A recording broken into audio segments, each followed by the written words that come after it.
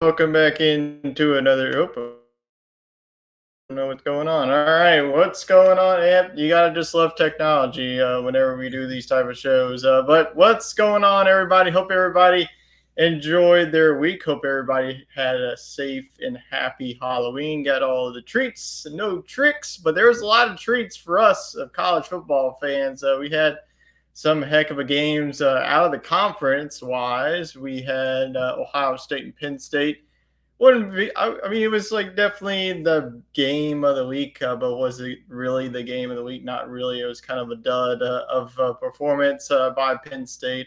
But here in the SEC, how about Vandy? They're going bowling, so we will have to see in the next couple of weeks how their rest of the season pans out and where they go in the postseason. But outside of that, we did have a huge upset in Columbia with South Carolina taking down number 10 Texas A&M and plenty of other matchups that we will get to. But Wade, how was your weekend? Yeah, pretty solid. Got to watch that Penn State Ohio State game with you for the first half. It was a pretty competitive game, but Penn State just couldn't win the big one. And then Florida and Georgia, that was interesting. I know we'll cover that on this show, but Florida provided a little bit more of a fight than we thought. And then the nightcap, South Carolina and Texas A&M, that was quite the game for Gamecock fans, and we'll dive into that one too. But yeah, just enjoyed a nice, relaxing weekend. Watched some of the football games, and then same thing today. So Yeah, it's nice to just chill. It was pretty much. It felt like a bye week for us because us LSU fans. yeah, You no know, we stress. Yeah, no stress this week. Just sitting back, drinking a cold one, watching all the other SEC teams. But what's going on, Neil? I haven't seen you in a while in the comments, especially since we've been on hiatus of our other show. But it's good to see you here. So let's dive into it here. Week 11 now, as we're right into the double digits. We're in the month of November. And you know what that means when we're heading into the month of November. We get the annual college football playoff rankings, which we will get to a little bit of a preview here in a few minutes. Yeah, as Neil said, that lack of LSU stress was fun. And the stress is going to be right back because the LSU Tigers have a big one in Death Valley. College game day is going to be headed here. So this is a lot of buildup for that game. We will definitely talk about that one and many more as we will get into our SEC teams in the AP Top 25 poll. We're going to continue to bring the AP Top 25 poll because, like I mentioned, the new college football playoff rankings come out on Tuesdays. And since we have our shows here on SEC Talk either on Sunday night or Monday night, we won't be able to deliver that. But we will continue to do this AP poll until the rest of the season. Not too much of the changes at the top here for the conference still. Number 2, Georgia. Though, if you're an Ohio State fan, you could definitely make an argument for Ohio State to jump over Georgia with the way that Georgia looked against Florida this past weekend. Texas, they were on the bye week and they moved up a spot. So it's nice to be on the bye week and be able to move up in the AP poll without not even having to play a game. Miami was also one of the teams that made a boost up into the top 5. They're now number 4. Especially with Penn State losing. And the number 7, Tennessee, that took care of business, though it was closer than we expected against Kentucky. But we see Tennessee remain in the top 10. Alabama moves up on the bye week. So does LSU. So those teams will match up. It will now officially be a top 15 battle in Baton Rouge. So Alabama, 2 losses. LSU as well, 2 losses. So that will pretty much be a de facto. The winner is going to continue to control their destiny of the college football playoff. The loser will pretty much be out of the race. The big fallers here in the SEC is Texas A&M. Though it wasn't too much of a drop, only 5 spots down.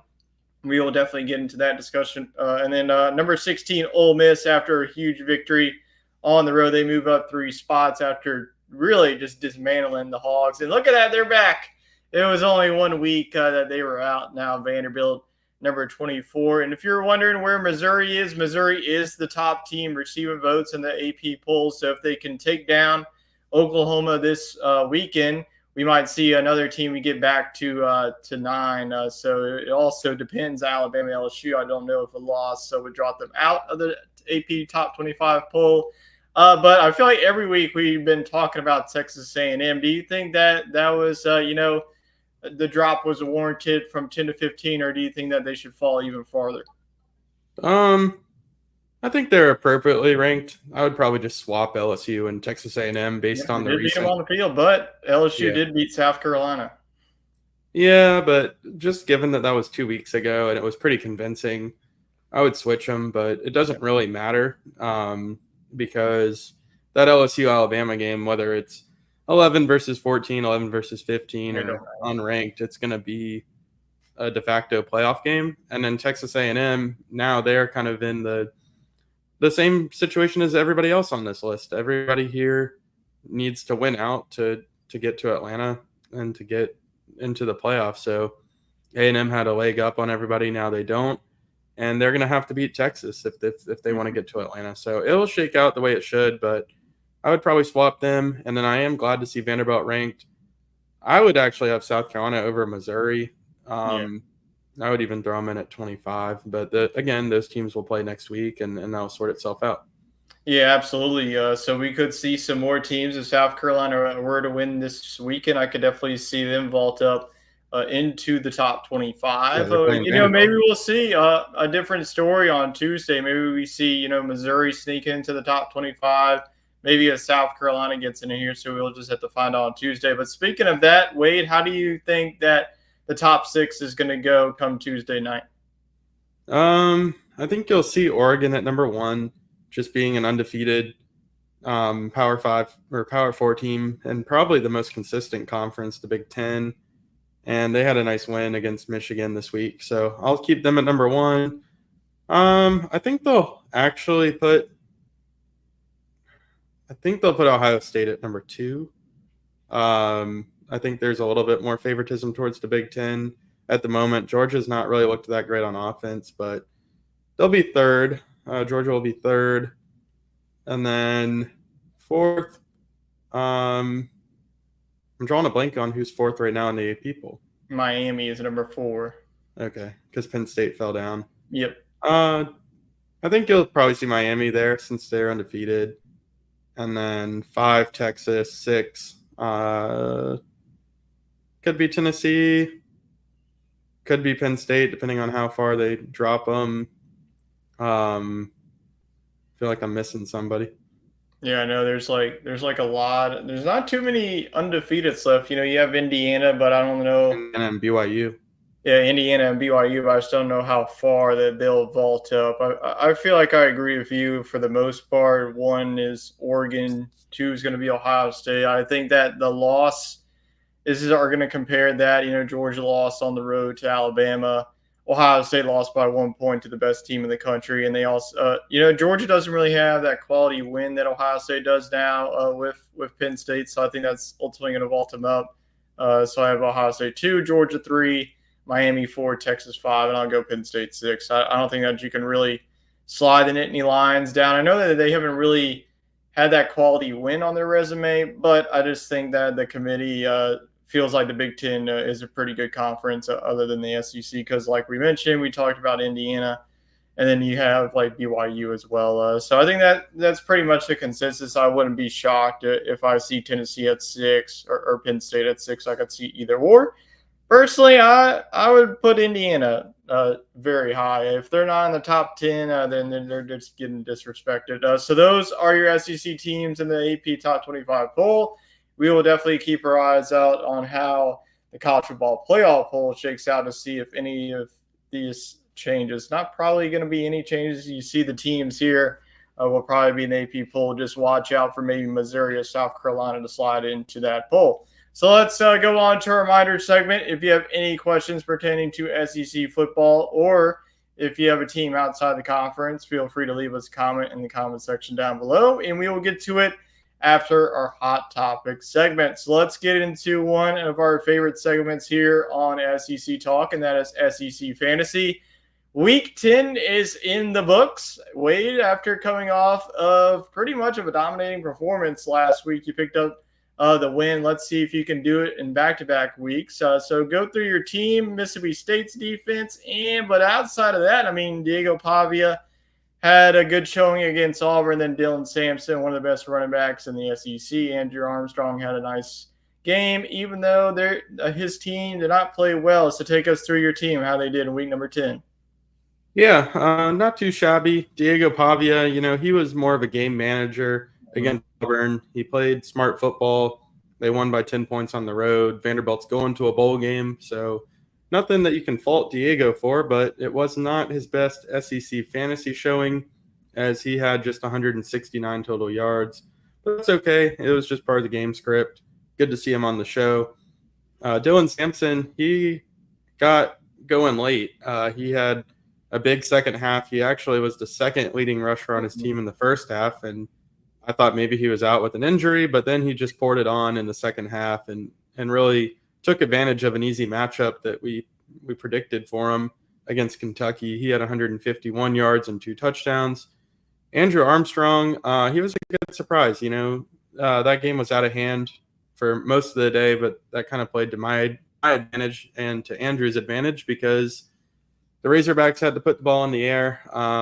Obviously, Watkins from Ole Miss would have been the pick from this game. He had 5 touchdowns and 250 yards, but Armstrong, he was a good second fiddle. He had 135 yards for Arkansas. And then the Mississippi State defense, I said if they can keep it under 350, I'm content. I was kind of limited in who I could pick for defenses this past week and took a gamble on the Bulldogs. It didn't really pay off, but it didn't hurt me. I stayed in the positives at 120 yards. Yeah, not too shabby of a performance, like you mentioned. Jordan Watkins was definitely the MVP of this week for the receivers and his quarterback. Let's get to it. He was my quarterback, 562 yards. Game over. Yeah. Once he stepped in there for 562, I was feeling really good about my team. You could see Wade had it on the running back and the wide receivers. I mean, his two position players dominated that one, but Jackson Dart, 562 yards is going to win you every single week. So good performance by Dart. Trevor Etienne, he did get injured in this one. He did play, so I still have to get whatever yards that he picked up. So 31 yards for the Dogs. Running back Brew McCoy, he did have a couple of catches late to get into that 50, but it wasn't the performance I was expecting against this Kentucky defense that did play way better than they did against Auburn. They definitely had some answers on that side of the ball. And then Oklahoma defense, 253 yards. I will take it. It was against Maine. Was I hoping for under 200 yards? Yes. But will I take 253 yards? Also, yes. And that brings me to my total, the 396 total yards. So, Wade, with that, where are we at on the season standings and the score overall?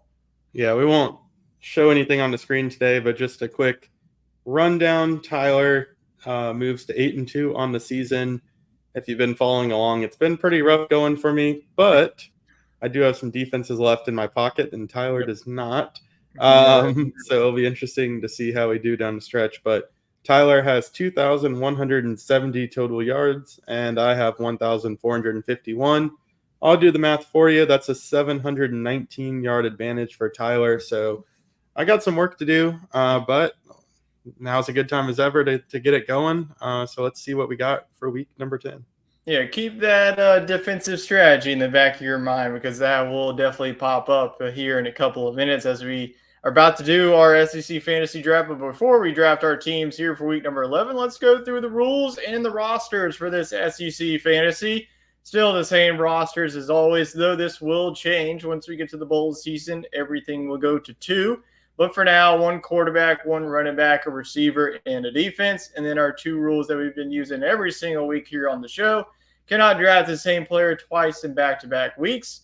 And also, once you draft a defense, you can't use them again. And my gosh, this rule is giving me a head-scratcher because I can't even remember what defense I've been picking because Wade has been sending me like the spreadsheet every single week, it feels like. Defenses are going to be getting a little bit tricky. I know for myself, but we will see how it goes down the stretch here. So let's go to our SEC fantasy draft for week number 11. First, the quarterbacks. Well, the 2 quarterbacks that we picked are going to be on the same field against each other. You're going with Alabama's quarterback and Jalen Milroe, and I'm going with the nuts bust of Garrett Nussmeier at LSU. And I have to assume that you watched the tape, what Marcel Reed was able to do. And if you watched last year's game, Jalen Milroe, had 4 rushing touchdowns against this LSU defense. So I'm guessing that is why you like Jalen Milroe against this LSU defense. Yeah, more so last year's tape as opposed to what Marcel Reed did. I think that kind of caught the Tigers by surprise, but I just think Jalen Milroe is one of the top 5 players in college football, and he's going to show up on the big stage. It's a little risky because he sometimes doesn't have the yardage through the air. If we were playing traditional fantasy, I would feel like it's a slam dunk because he can, like you said, he can run for 4 touchdowns, but I do think he'll get the yardage. I think this game will be decently high scoring. I think these guys are going to be neck and neck all day. I think Nussmeier probably has the yardage advantage, so I think it's a good pick by you. But something tells me that Milroe's going to scamper off, 20, 25-yard runs all night. And I think it's going to take its toll on the Tiger defense and allow for him to make deep plays down the field to Ryan Williams in particular. But I think both of these guys will have a big part in what happens in the result of the game. I mean, they got to play smart football and push the ball downfield. Yeah, and I think that's why I'm picking Garrett Nussmeier. He is coming off of a rough performance, throwing 3 interceptions late in that game, which ultimately got away from the Tigers, if you did watch that one. So I think that he used the bye week. He's going to prepare for this one. And this is a little get-back game, I believe, for him. He's going to get back on track. And if LSU wants to win this game, Garrett Nussmeier, doesn't have to play his like a Hall of Fame game, put up like 5 touchdowns and 500 yards like Jackson Dart just did. But I'll take it again. But Garrett Nussmeier, I think that he will step up. And yeah, I mean, we're picking the 2 quarterbacks in the biggest game here in the SEC this week, so it should be a fun one. Wouldn't be shocked if we see Milroe and Nussmeier both have 300 total yards, because I could definitely see this one get a little bit of high scoring because Alabama's secondary. I mean, we've seen Diego Pavia, a lot of offenses have been able to pass against this secondary. So I think that Garrett Nussmeier and the Tiger offense have definitely looked at that. So we've seen the LSU run game not be quite existent. So if it isn't, once again, then Garrett Nussmeier is going to have to sling it to his top tight end, Mason Taylor, Kyron Lacey. The list goes on and on. So Nussmeier and Milroe are your 2 quarterbacks of the week. Now let's go on to the running backs. We do have one new face. We did have a couple of Texas running backs, and now it's Quintravion Wisner, the Texas running back. He gets a matchup against the Gators defense. Javante Barnes, definitely missed out on him last week. He had a good performance against the Maine Black Bears, 200 yards total for him. So talk about Wisner against this Florida defense that played pretty well against Georgia, definitely created some turnovers. But how do you like Wisner's matchup against this Gators defensive front? Yeah, Wisner is kind of emerging as the guy for Texas. They have 3 or 4 running backs they like to use, but he had over 120 total yards in their last game, and I think that he's going to be a key part of this team down the stretch. I think he's a sophomore, so he's got some fresh legs on him, and he's got a pretty favorable matchup this week at home.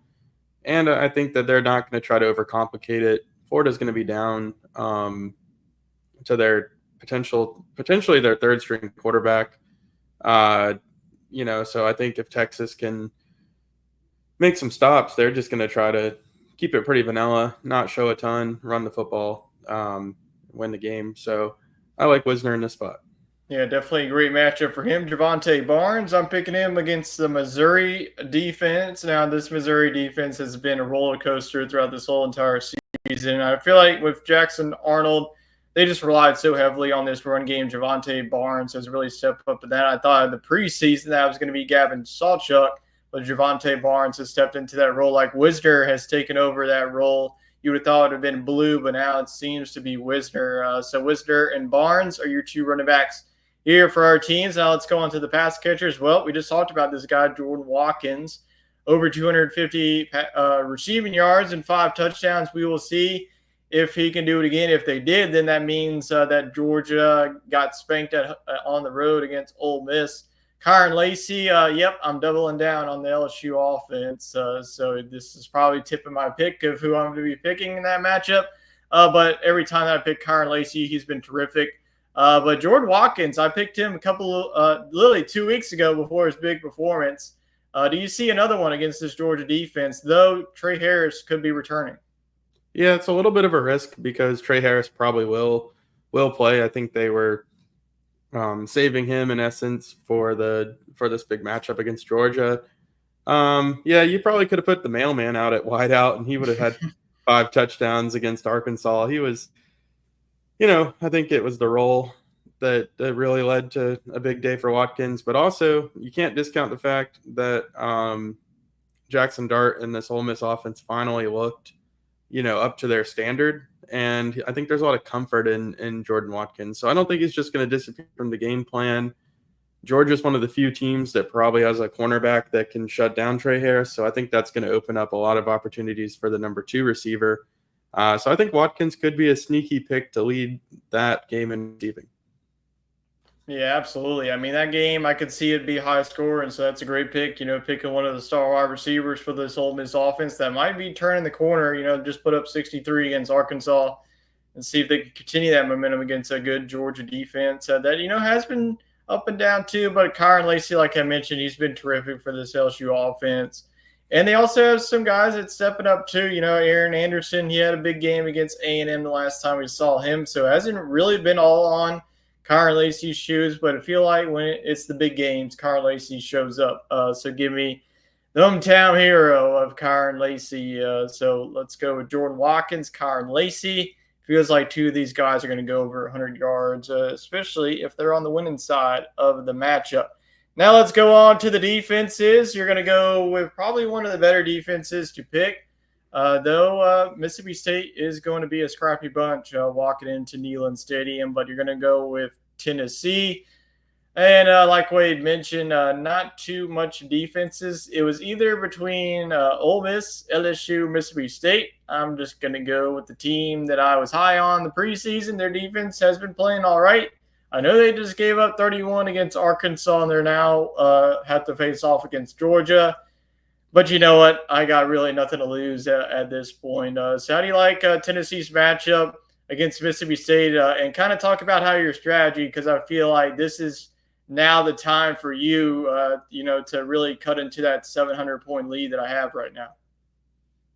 Yeah, I kind of saved some of these really top-notch defenses for the end, and took my beatings with Mississippi State and Arkansas picks at some point throughout the year, in Missouri. But yeah, Tennessee's got a couple good games down the stretch. They play Mississippi State this week, and they also play UTEP later in the year. So I was kind of debating on taking Tennessee or Texas today, but went with Tennessee because it's what's in front of me, and I think that they'll do pretty well against Mississippi State at home, especially. Texas, I'd like to see them have a good game under their belt before I trust them, but they also have a few reasonable games to pick down the stretch. They play, I think, Kentucky and maybe another out-of-conference foe, so I think we'll see them at some point later in the year. But yeah, I got Texas A&M as well, and I think I have Ole Miss as well, so definitely some teams to play with, but I think the bye week just kind of caught you in the wrong time because you still have a few good units. Yeah, absolutely. But for this one, I just went with Ole Miss. Don't tell me why I picked Ole Miss. I'm just throwing up a prayer. I mean, Carson Beck really struggled against Florida, so.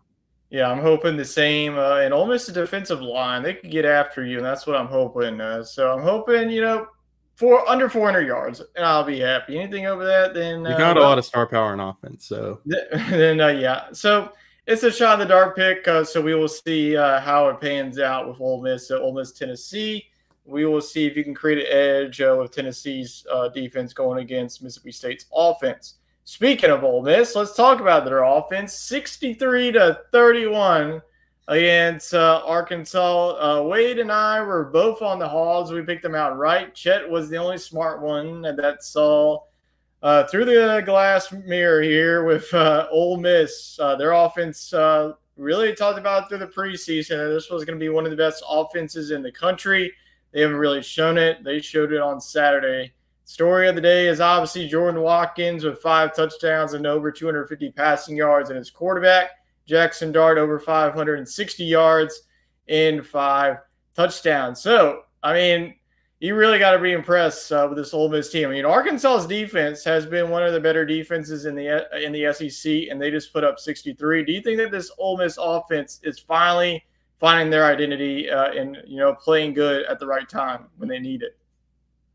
Yeah, I think they, better late than never. And if you can do all this without Trey Harris, I think that the sky's the limit for what this team can do. I think they got as much talent on the offensive side of the ball as anybody, and their defense is very underrated, I'll say, and better than it has been in years past. So everything is still in front of this team. They got to beat Georgia, but then it's not that hard down the stretch for them. So they're definitely in the thick of things, and I think they passed the eye test. Like the committee feels like if they put them in, you're gonna see a good performance. That'd be a The offense isn't scary, gonna get shut scary team to out. deal with in the Yeah, first round of the playoff. nobody wants to sign up to play this Ole Miss offense or like the LSU offense. I think a lot of people would rather play Texas A&M's offense or Alabama's in a way, because I mean, outside of Milroe, there's not a lot of weapons. So I think this is a dangerous team down the stretch, but we say all that, and if they lose to Georgia, it's a moot point.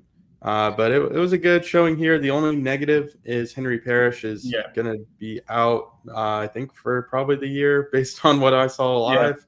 Yeah. It did not look pretty at all. Yeah, so that's a big loss. But they have USC's Bentley and a few other guys that come on. Yes, absolutely. This is why Lane Kiffin went to the transfer portal. I mean, a guy could go down, and it's the next man up mentality in Oxford. So you got Ulysses Bentley. He'll probably be the starter. We will see. It looked like gruesome injury on TV, but we will have to definitely keep an eye out on Ole Miss injury report to see if Parrish is going to be out. I would have to assume he's out for this weekend against Georgia, just based on the injury. We will see if Harris is back. If not, you saw Jordan Watkins and what he could do. And we also saw Antoine Wells had some big catches too. He did get a touchdown that one, so that was good to see. I feel like he was quiet. And that's a guy that needs to get going if Ole Miss wants to get it to the college football playoffs. So good win by Ole Miss. Arkansas, well, the bye week comes at a good time for you. So we will see if the Hogs could get back on track, get healthy, because Taylor Green once again did get hobbled. He was hobbling off the field. Looked like an ankle injury once again. So hopefully he can get healthy and Arkansas can get a couple more wins and get to bowl eligibility. Let's go on to the next game, which was a defensive battle on the Plains. Vanderbilt wins this one 17-7, and it was 7-7 at the half. Not too much offense on both sides of the ball, but when it counted, Vanderbilt was able to get a late field goal to push it to 10-7 going to the start of the fourth quarter, and they scored a touchdown to seal the win 17-7. And Diego Pavia is now 3-0 against Hugh Freeze, 2-0 against this Auburn team. He beat New Mexico. He beat Auburn when he was New Mexico State's quarterback last year, and then whenever Hugh Freeze was at Liberty, he also took them down. So I don't think that Hugh Freeze ever wants to play against Diego Pavia. And Wade, you brought up a good point. They should have just got him in the transfer portal, but it's the Doors and their bowl eligibility. So great win for them. They're going to be going dancing. We definitely have a lot of question marks with Auburn. They're now 3-6, and you look at their schedule. I don't really see a couple more wins for them to get to bowl eligibility. So obviously, first talk about Vanderbilt becoming bowl eligibility, but Auburn has to be one of the more disappointing teams of the season so far. Yeah, Auburn. This is a team that I was surprised at how many yards this team puts up every week, but they don't capitalize on it. They don't turn it into points. They outgained Vanderbilt in this game by over 100 yards, and they lost by 10 points. And that's not the first time I've seen them do it. They did it against Missouri, and they did it against Oklahoma.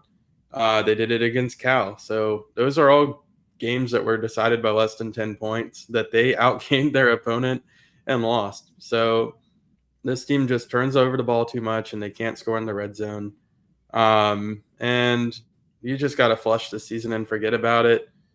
And I think you give Hugh Freeze one more crack, but he's got to go get a guy like Diego Pavia in the transfer portal and turn this thing around quickly, because Auburn is not going to have him there. They're going to go 4-8 year after year. And it's been two pretty rough seasons with him at coach.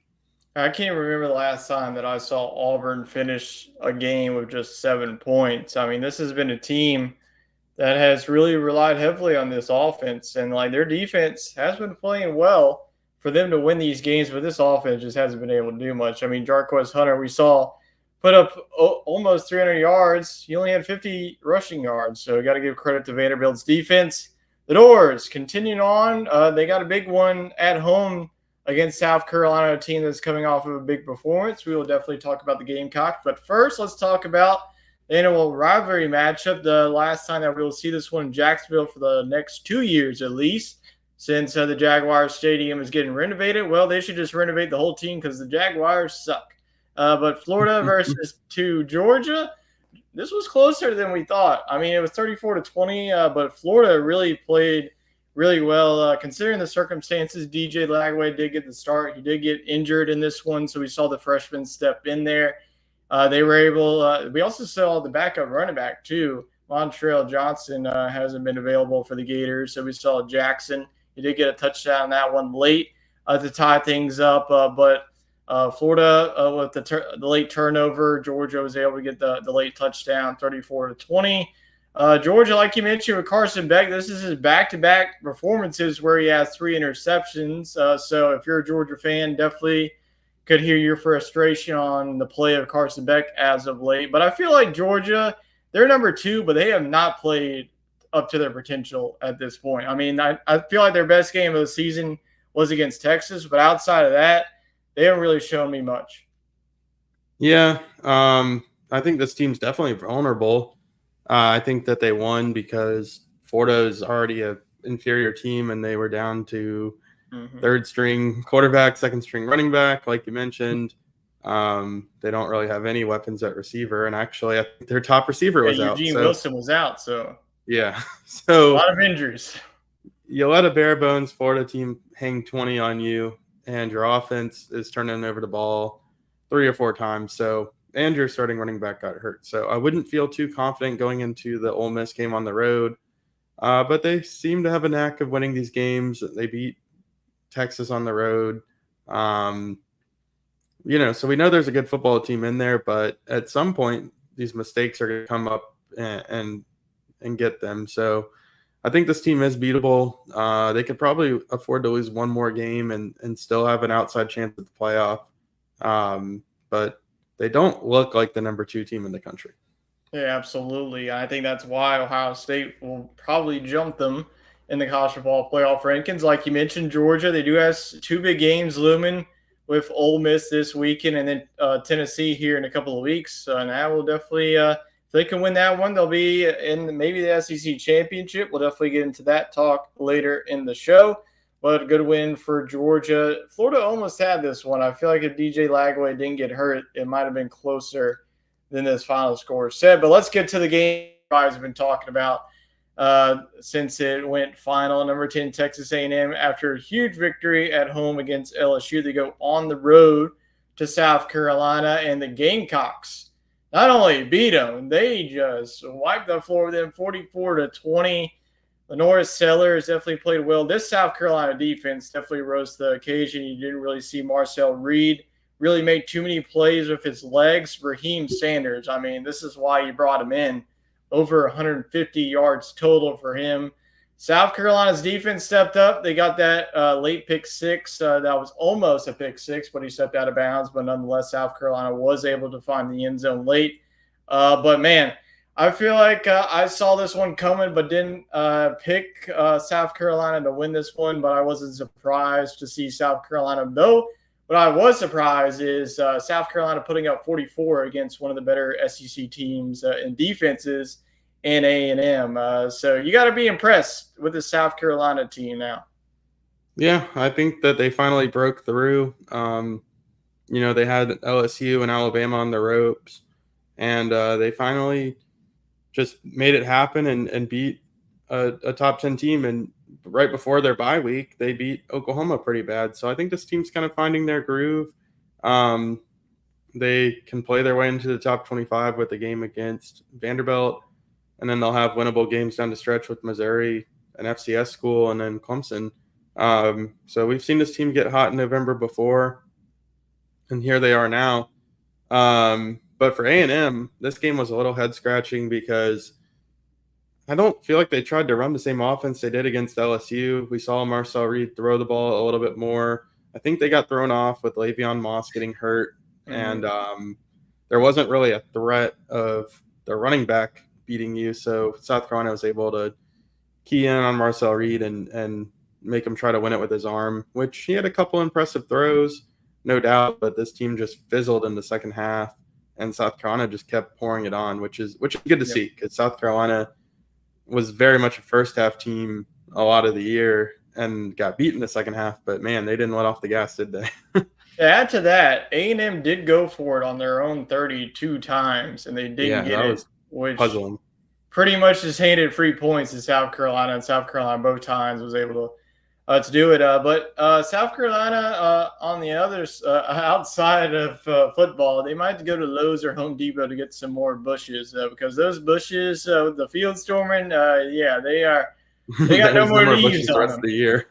So they're going to have to do something quick because the next time South Carolina plays at home, we'll see how those bushes be looking. But they might need to put some Miracle Grow on that quickly if they do want to get it full and blooming. But great win by South Carolina. We will see if they sneak in the top 25 poll here very soon. Now let's go on to the Week 10 pick results. A week after Wade went undefeated. Look at Chet. If Chet, you're in the comments, give yourself a round of applause. And he made some money off it too. He bet on some of these. Yeah, absolutely. So great week for him. 7-0. Wade, you went 5-2. I went 4-3. I'm not having too good of a luck here in this picking results. I've been trying to, pick some games that's a little bit risky and hasn't worked out. So still congratulations to Chet. He's an upset specialist, and it worked. He picked South Carolina to win. He picked Vanderbilt over Auburn. So pretty good picks for him. We'll see if he can continue to keep it rolling as we now shift our gears into week number 11 games in Pick'em. Starting with the early morning game in Austin, Texas between the Florida Gators at number 5 Texas. We talked about it, feel like all in the preseason about Florida, how tough their SEC schedule was, especially in the back half, and here they are. They're just coming off of a good game against Georgia. Now they have to face Texas, and Texas is coming off of the bye week, well rested. So who do you like in this matchup between the Gators and the Longhorns? Florida's just pretty beat up, so I think that enough is a reason to pick Texas. I think they come out and win this one pretty handedly at home. Yeah, I don't think this one's going to be close. Like you mentioned, too many injuries for Florida, a lot of playmakers. I feel like if this was a full-strength Florida team, this would definitely be closer than experts think. But Texas, they got the bye week. They already have their one loss. They got punched in the mouth. They learned from it. Give me Texas like 42 to 20 in this one. I think that Texas, don't know what the line is, but I'm just going to go ahead and say that they cover in this one. I think that they roll pretty convincingly here. Jets also going to go with the Longhorns. So I'll roll with Texas to beat the Gators on Saturday morning. Let's move on to the next one, to one of our bigger matchups here. Number 2, Georgia. Number 16, Ole Miss. This feels like a must-win for Ole Miss to keep their college football playoff hopes alive. Georgia, they still have a mulligan left, but still, you would like to win this one. And also, if Georgia loses this one, they're probably out of the SEC championship race. So this is a big matchup for both of these teams. So you're going to go with the Dogs or the Rebels at home? I was tempted to go with Ole Miss, but I think Georgia sneaks by in this one. I think Carson Beck settles down a little bit, and I think that this Georgia defense, I guess, just entraps Jackson Dart, forces him to make a bad play late, and I think Georgia escapes. Yeah, definitely one of the better defenses that this Ole Miss offense has faced all season. Now, the question is, can Ole Miss do it again? I'm not saying like they have to score 63 points against Georgia, but can they get their playmakers involved in this one? Not just Trey Harris if he plays, but Jordan Watkins, can he step up? And then Luis Bentley will probably get the start in this one like we talked about earlier. But this Ole Miss defense, I definitely trust them to hold this Georgia offense that's been struggling, especially with Carson Beck. And then we'll see if Trevor Etienne is back on the field in this one. We see Dominic Lovett. He's been having himself a good game. But there's a reason why I was so high on this Ole Miss team, and I'm not backing down from that. I still see this as a college football playoff team. So give me the Rebels at home in an upset. I think that Ole Miss wins this one like in a 34-30 type of game. I think that both Interesting. offenses will score some points in this one. So give me Hottie Toddy at home, and Chet's going to go the opposite direction. So he's not going with the state of Mississippi. The state of Mississippi, for it feels like the first time all season. He's going to go with the Dogs. So yep, this is our first game where the standings could definitely shift. That would really shake things up. So I like the pick, Tyler. I like it. Absolutely. Let's go on to the next one. We'll see if we have any more disagreements with this one. South Carolina at number 24, Vanderbilt. We could see a number by South Carolina. We'll have to see. But South Carolina, we just talked about them. Big victory against Texas A&M. Vanderbilt, also a good win for them to get to bowl eligibility. South Carolina does need one more victory to get to that 6th win. They're currently 5-3. Vanderbilt gets that 6th win to get them to 6-3. So these are two teams that are playing really well. Two teams that could definitely, beat anybody, it feels like, in this conference any given week. So you're going to go with the Gamecocks or the Doors at home in Nashville? I'm going to go with the mild road upset and give me South Carolina.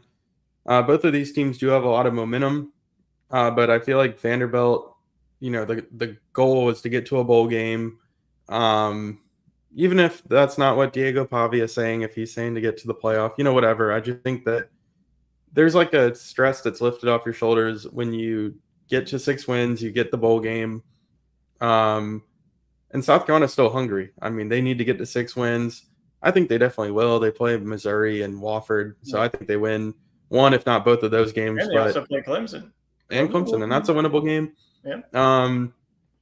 But I think the Gamecocks want to get it done right now, and I think they're playing with a lot of fight in them. So I'm going to go with South Carolina on the road upset. I think Lenora Sellers, when he's playing well, he can do everything Diego Pavia does, but even to a higher degree because he stands at 6'3" and 240 pounds. So if this offense is cooking and if Raheem Sanders can play like he did, it's going to be hard to beat this South Carolina team down the stretch. I think that they set the tone here, and I think they get it done. South Carolina's been good against Vanderbilt recently, and I think they win. Yeah, I think that, Vanderbilt offense, the way that you look at it, this South Carolina defense won't be able to do that to you. They're one of the best defensive fronts in the country. So Vanderbilt, they might have to open up the passing game if they do want to take down South Carolina. But like you mentioned, 2 talented running backs in this one. On Vandy's side, Cedric Alexander. He's been playing well. Raheem Rocket Sanders, you know what he is. And it's 2 quarterbacks that's dual threat, Diego Pavia and Lenora Sellers. So it will be definitely interesting. I think this will be one of the more lower score matchups of the weekend. But I picked against Vanderbilt last week, not doing it again. Go with Diego Pavia and the Doors. Get their 7th win on the season. Who would have thought that before the season started? Not us. Jets also going with the Doors. So there you go. Back-to-back games where we have 2v1. So this is another really potential standings changer for us here on the show. Let's move on to the next one. Mississippi State at number 7, Tennessee. Mississippi State, they did get their 2nd victory of the season against UMass, that 45-20 win in Starkville. So good win for them. Tennessee, they got the victory at home, though it wasn't pretty against Kentucky. Tennessee, we talked about Georgia. Tennessee also hasn't really looked like a top 10 team as of late. They've gotten off to a lot of slow starts, been relying heavily on Dylan Sampson in that running game. So what are the keys for Tennessee to win this one? Do you ultimately have the Vols taking down the Dogs at home? Yeah, I think it's a good time to try to air it out, like you're saying, spread it around, figure out who your go-to guys are. I feel like they have pretty decent receivers, but they don't have like a true alpha. Been looking to the tight end recently. Yeah. So I don't know. That's not a great sign this late in the year, but I think the talent is there. So kind of like Ole Miss, they just got to find it and execute. So this is a pretty much a tune-up game for Tennessee. I think they'll be able to do that. Should they not, well, just give it to number 6 and he'll do the rest. So I think they win this one no matter what. But I do think we'll see this Tennessee team make some strides through the passing game. I think they'll try to run a little bit less, use it as live practice in a way. And I think it'll be kind of low scoring as a result, but I think they get it done 27-7. Yeah, I definitely agree with that. I think that Tennessee wins this one. I wouldn't be shocked though that if Mississippi State keeps this one close, just because of the fact that Tennessee hasn't really blown anyone out outside of NC State, and obviously their out of conference opponents haven't really been pretty either. But they've been kind of easing through the SEC play. They haven't really shown a statement, and then they have Georgia looming. So are they going to be focused for this matchup against Mississippi State? I definitely think that Mississippi State is going to catch your attention, especially with a guy like Michael Van Buren, because Mississippi State has found their quarterback, but I just feel like Tennessee, Dylan Sampson is going to be the difference in this one again, because Mississippi State hasn't their defense hasn't really stopped anybody the whole entire season. So I think that's the difference maker there. So I think it's close through three quarters, and then Tennessee pulls away late as they always do. Chet's also going to go with the Vols. So all rolling with Rocky Top to beat Mississippi State. Now let's move on to our SEC Talk game of the week. It's also the national game of the week with game day heading there. It's also prime time on ABC. So a lot of eyes will be tuned into this one between number 11 Alabama and number 14 LSU. I mean, every time that these two teams get together, it's always a treat. So how do you see the 2024 version of this matchup ending? Yeah, I think it's going to be a very exciting football game. I think we'll see a lot of back and forth on offense. What's interesting to me is these two teams are going to do it different ways. I mean, Alabama's going to try to run pretty much the option all day and selectively take shots downfield to Ryan Williams and the rest of their receiving core. LSU, they're going to spread it out wide and try to hit Alabama on hitch routes and crossing routes. And I think that's just going to be really fun to see the two different styles of offense. If LSU can run the football, I think that's a game changer. It takes a lot off of Garrett Nussmeier, or even just getting, a guy like Caden Durham out in space on a short reception or a slip screen or something.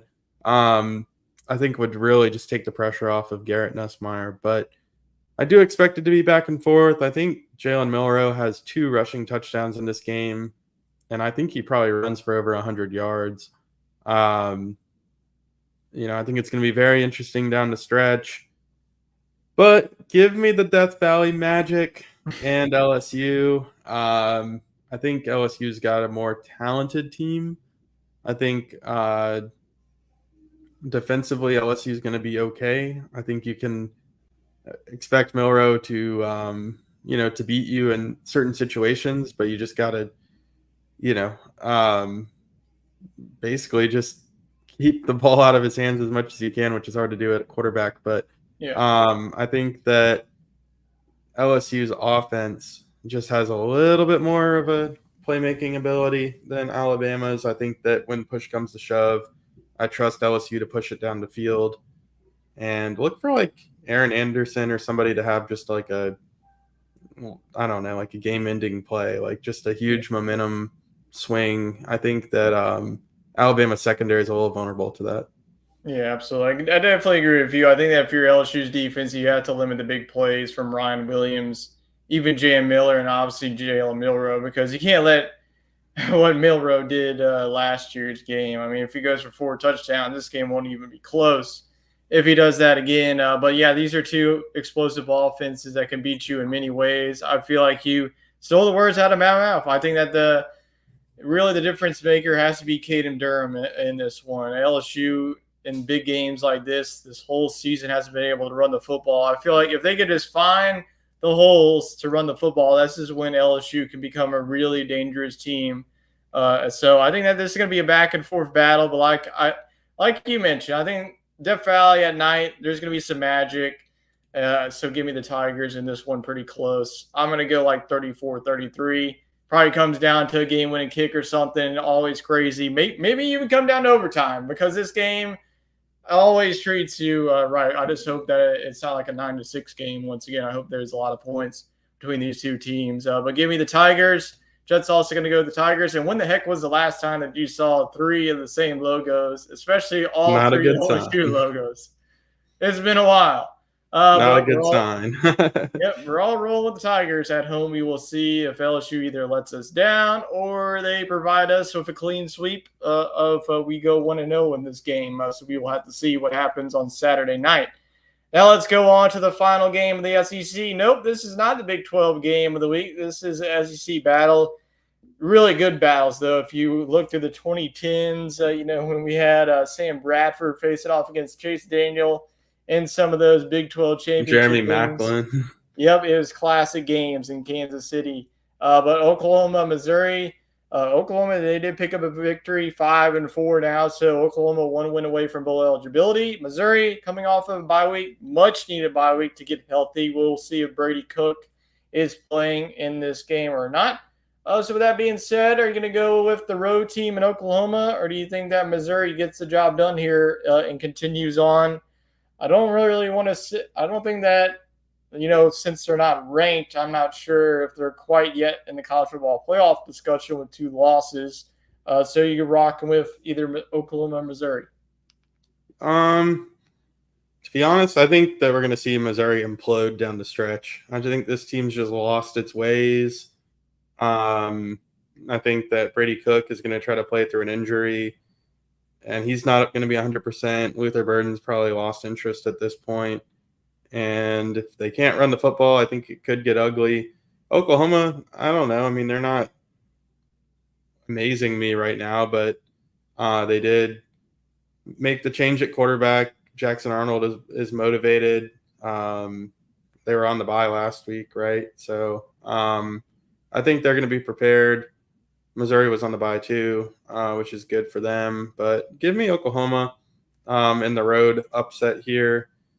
I just think that with Javonte Barnes, I think they can just really run the football well against Missouri. And I think at this moment they're better at quarterback, which isn't saying much. But I think this could be a momentum booster for Jackson Arnold if he can win. Yeah, this is what's a tough one because I'm just not too high on these teams the way they're playing. So I'm just gonna go with the home team. Go with like a 17-14 type of game. Both defenses playing well. Both offenses haven't really found too much, like you mentioned. Luther Burden, just don't worry. Like he just hasn't been the receiver that I thought that he was going to be this season for Missouri. But yeah, just gonna go Missouri. Chetzel's gonna go Missouri. Yeah, this is going to go either way. It's a coin flip game. So we'll see how that game pans out. Let's go to our hot topics. Well, you already pretty much answered the first 2. One, you already said that Hugh Freeze gets one more spin at the wheel of the transfer portal. If he swings and misses, well, he's going to be out of the job out of Auburn. And then the next one, Ole Miss's offense, we both said that they turn the corner. They could definitely say yes to that one if they put up like 30-plus points against a really good Georgia team. Let's talk about the next one. College Game Day is officially going to Baton Rouge, the first time since 2019. How do you feel about the Game Day crew going down to the matchup between the Tide and the Tigers? Man, 2019, that takes us back, huh? Yes, it does. We were there. We got up at 5 a.m. Not doing that again. Yeah, no, I feel like College Game Day should come to LSU at least once during a kid's time at LSU. So apologies to those LSU students that started in 2020 and finished in the spring of 24 because it just wasn't a good enough brand to attract College Game Day, but they're back. And I think it's exciting. I mean, I think you could make an argument for Ole Miss and Georgia as well, but there's just something about that Alabama and LSU game. The whole country's going to be watching. These are 2 of the more popular teams nationwide with big alumni bases that are national. So it's going to be a treat to have the day be all in, really, starting with game day and then tailgating, of course, and then the night kickoff. So it's going to feel pretty great to be a part of it. No, I will not be getting up at 5 in the morning, but I can see myself catching. Yeah, make it to Pat McAfee's kick. Maybe one of our, I don't know where the heck they're going to be kicking it because there's no grass in the quad, but maybe they'll find something else. Maybe we'll go kicking like the ag, like the ag center is or something. But Let's go on to the next question. We haven't had any hot topics about SEC fantasy, so why not do it in week 11? Which player for you has been the MVP of this SEC fantasy? I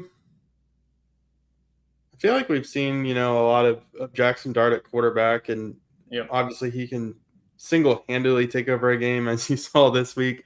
So that's probably who I would go with. But it's pretty hard to top what Dylan Sampson's done too at running back. That was my pick. Dylan He's been real Sampson has good. been the MVP. Not only And Trey has he Harris. been, you could say he's been the most popular SEC fantasy player. I feel like we have to go back. He's been my pick like 4 or 5 times here at SEC fantasy, but every time that you pick him, it's like boom, 100 yards. He's like the Christian McCaffrey of this SEC fantasy. So yeah, I mean Jackson Dart. Every time we picked him, it's like 300 yards. Boom. So yeah, I definitely would definitely crown those players SEC fantasy. Obviously, we do have some disappointments, especially with Luther Brady Burden. Cook, Luther Burden. Yeah, Brady Cook hasn't even been picked this whole season, I don't think. So that was definitely surprising. And then obviously we haven't picked any Kentucky players and South Carolina players, but don't worry, that will be coming in the next couple Carson of weeks. Beck's kind of been a disappointment too. Yeah, that is true. Haven't seen too much of Carson Beck. Haven't seen too much of the Florida players either. It's kind of been snoozy. So that's what it's all about, trying to find new stars, showcase new players, and of course we'll have our awards at the end of the year, and I think we'll see both of those guys on there. Yeah, absolutely. So definitely have some more weeks to go before we do get to those awards show. But the nominees, we're already thinking about them, start rolling in. We'll definitely open up the votes as soon as we get that. Now let's go on to the comments before we do close out the show. Neil, I'll see you in a few weeks when I'm down in Baton Rouge for the Vanderbilt game. Yeah, that's definitely going to be a tricky matchup for LSU, but LSU does have two key games before that game. They have a home game with Alabama, then they go on the road to Gainesville to play Florida. And then the next comment that we have, Iowa State lost to Texas Tech at home was a wild upset. Yeah, we forgot about that one. Yeah, Iowa State, I feel like nobody's thought that they were even undefeated. They were just like a quiet, undefeated team. Yeah, the Big 12 is looking really wacky. I mean, it's like Iowa State and BYU, and then Colorado still in the mix. And then I don't think anybody gets through it undefeated. I mean, even if BYU were to get to the championship game, I think Iowa State or Colorado could be favored against them. Yeah, and then you see in the ACC, it's SMU and Miami. So there's a lot of parity going on. Obviously, in the SEC, I mean, there's a lot of one-loss teams. Wade and I were talking about in the car, like in the tiebreaker, like who the hell is going to go to Atlanta with all these tiebreakers? So it's going to come down here. And now Texas A&M lost. It doesn't make it any easier with A&M losing. So that will have to get figured out as the weeks goes on, as the games go on too. And then Tigers for the win in Death Valley. We will definitely see what the outcome will be for those purple and gold fans. I'm sure they're going to bring it. Well, it's already sold out, so the only way you get tickets is either on SeatGeek or on StubHub. So definitely going to be a fun environment for LSU in Alabama. And if you're an LSU fan, hopefully it goes better than last time. Actually, last time that we had a storm in the field. But if LSU does want to storm the field, it's going to be pretty costly, as $500K is going to have to be dropped. So we will see. But we appreciate everybody for tuning in to week 11 of this SEC Talk. We will be back next week, previewing week 12 and recapping week 11. So probably going to be more chaos to come here, both in the conference and outside of the conference. So we appreciate everybody for tuning in. Hope everybody enjoys the rest of your week, and we will see y'all back next year right here on SEC Talk. So long for now.